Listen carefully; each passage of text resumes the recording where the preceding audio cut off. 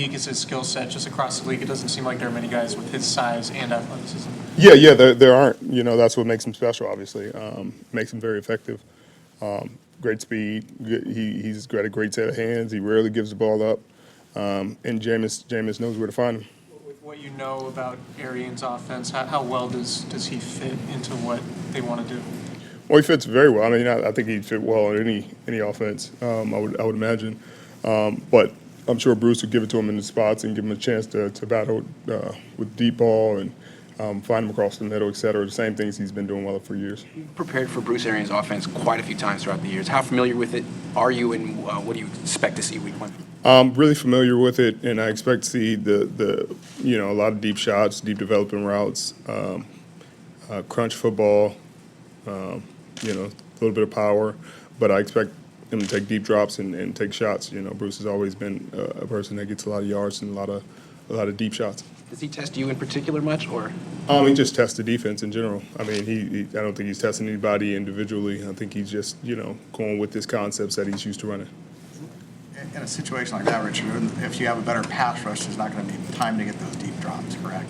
Right. That'd be the understanding. That's why sometimes they struggle when you take those kind of drops and pressure gets home. But I think he figures that he'll win more times than not, just taking the shots and getting them when he can.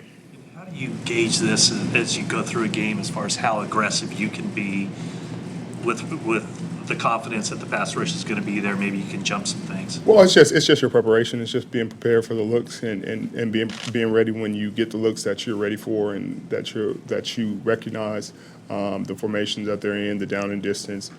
Certain situations will allow you to be more aggressive when you have a good idea of what they're about to do. Early on in the game, you try to make sure you get a good grasp of everything they're doing and play everything sound.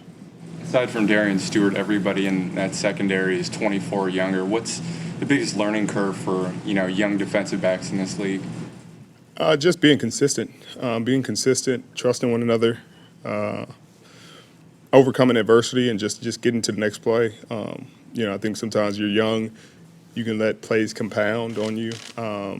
You can let one bad play kind of ruin your day. I think once you get older and you play enough plays in this league, you understand that one play is one play, and you move past it, and you can allow yourself to grow and get better and still be competitive in that game. You've been here, and you've already seen Jimmy Ward experience some injuries, and the latest, the broken finger.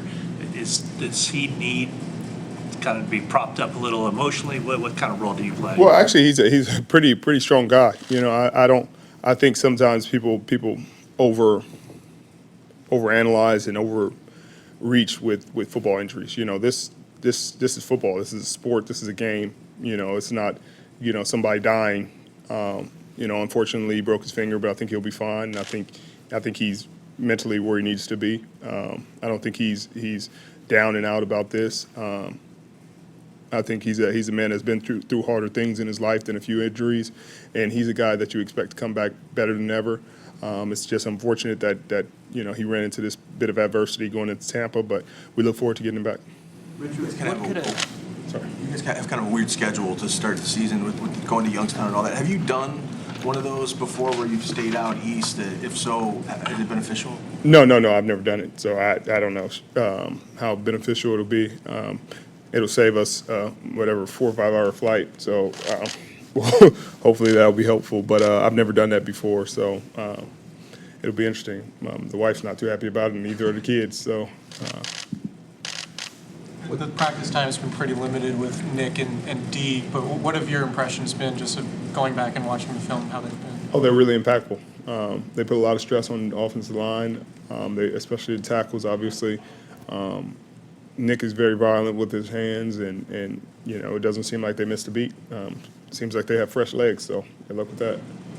Richard, what could a healthy Jason Verrett do for this secondary? He just bring us another athlete. He'll be another corner who can cover, who's played at a high level.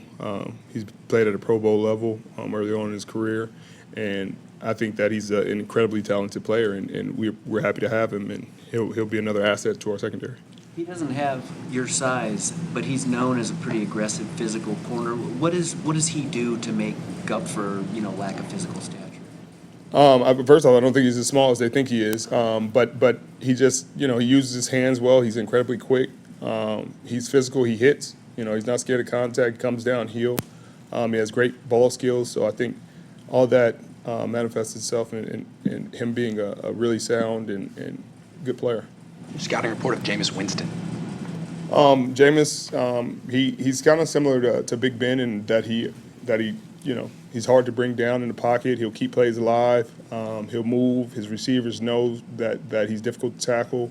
He'll find his guys after he's kind of brushed a sack off or slung one off. He's great at keeping his eyes downfield and finding guys. He's good at using his legs, and you see that on tape. Will he give the DBs a chance to make plays? Is that something you see? We'll see. There's times where he gives DBs chances. There's times where he throws damn good balls where it's either his receiver catches it or nobody catches it. And in Bruce's system, there'll be chances where I'm sure he'll have to throw it to where he knows the ball should go. And we need to be in position when those happen.